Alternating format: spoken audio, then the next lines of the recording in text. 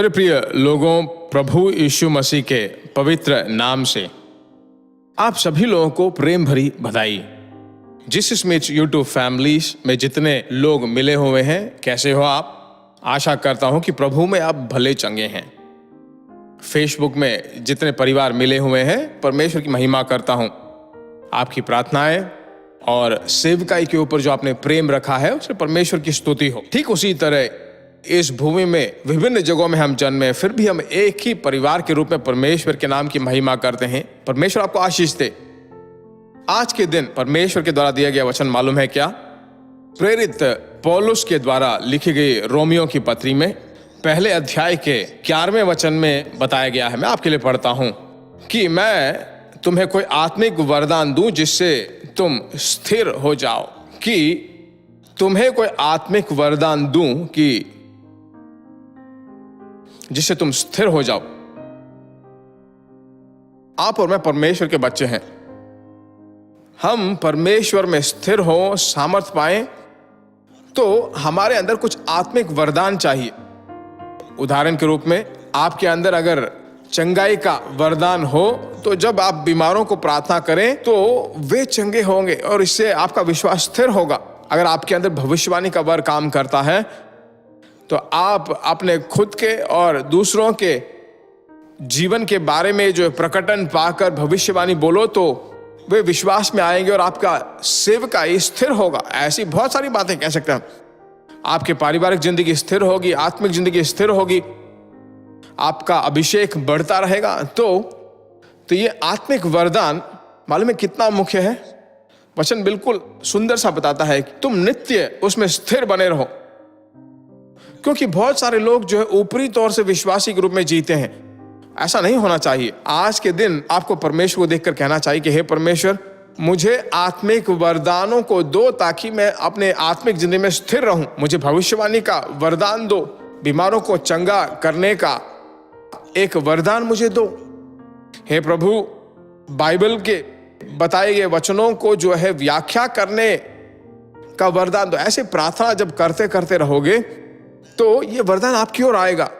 तो उसका मतलब क्या है कि आप बहुत सारे लोगों को मसीह की ओर ले आओगे और आप भी स्थिर हो जाओगे, परमेश्वर में सामर्थ्य बनोगे। आपकी जिंदगी में किसी तरह की गिरावट नहीं होगी। शायद अप्स एंड डाउन कभी ना कभी आ सकते हैं, पर कभी पीछे नहीं हटोगे, हारोगे नहीं। परमेश्वर आज आपको ऐसा एक जीवन देना चाहता है। क्या आप ऐसा जीवन प्राप्त करने के लिए प्रार्थना करोगे? परमेश्वर आपकी मांगों को पूरा कर कर आपको आनंद से भरपूर करेंगे।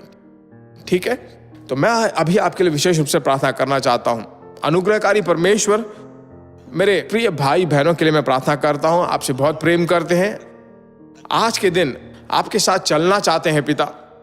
हर दिन आपके साथ चलने के लिए जो आत्मिक वरदानों की आवश्यकता है, स्थिर होने के लिए हे परमेश्वर तूने सिखा, उसके द्वारा तेरे बच्चे तेरे वचन के अनुसार मैं उनके लिए प्रार्थना करता हूं। मेरे साथ मिलकर बहन प्रार्थना कर रहे हैं, भाई प्रार्थना कर रहे हैं, उनके परिवारों को स्थिर करके आत्मिक अनुग्रह के द्वारा भर जाएं और अनुग्रह के पात्र बनकर रहें। प्रार्थना सुनने वाले परमेश्वर की स्तुति हो, आशीष देने वाले परमेश्वर की स्तुति हो, स्तुति हो, स्तुति हो। शत्रु की क्रियाएं तेरे बच्चों के प्रार्थना के द्वारा शैतान के सभी बंधनों को तोड़ डालें। आज पूरा दिन जो है उनके कानों में जो लगातार तेरी आवाज सुनते रहें। बहुत सारे लोगों को आलोचना देने लाने अनुग्रह से भरपूर कर, परमेश्वर के सामर्थ से भरपूर कर। प्रार्थना सुनने वाले परमेश्वर की स्तुति हो, स्तुति हो, स्तुति हो। यीशु के नाम से हम मांगते हैं, आमीन। परमेश्वर भला है। आज परमेश्वर आपको सामर्थ्य बनाएगा। आपके ऊपर बहुत बड़ी योजना रखी है। ठीक उसी तरह आप दूसरों के लिए प्रार्थना कीजिए।